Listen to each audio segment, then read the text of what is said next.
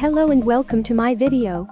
In this video we going to learn how to completely remove or uninstall drivers from Windows 10. You want to uninstall drivers in Windows 10 because you have to install a new compatible driver.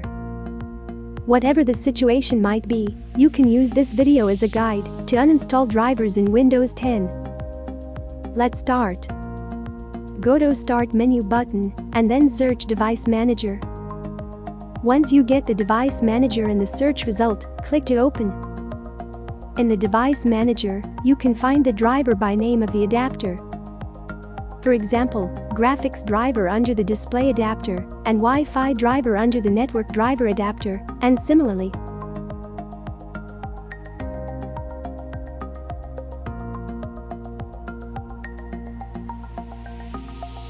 To uninstall the any driver, find the driver, and then right-click and select Uninstall device.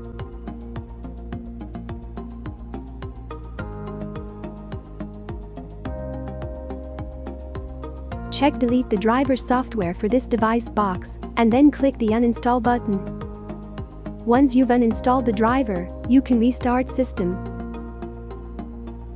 That's all for now. Keep watching our videos for more tips and tricks. Please subscribe and like our video.